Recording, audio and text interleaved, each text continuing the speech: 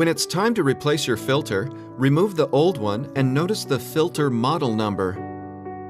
After buying the replacement filter, there must be a marked model number on the surface of the filter. We should make sure the model number is XWF and not MWF. This XWF filter is compatible with a GE refrigerator, which can be classified into two types, bottom freezer and side-by-side.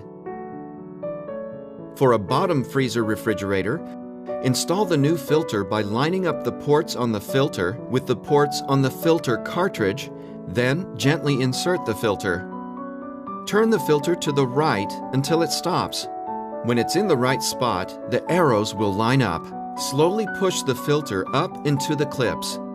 For a side-by-side refrigerator, install the new filter by lining up the arrow on the filter with the arrow on the cartridge holder. Then, gently push the top of the new filter up inside the holder. Turn the filter to the right about 90 degrees until it stops, taking special care not to over-tighten.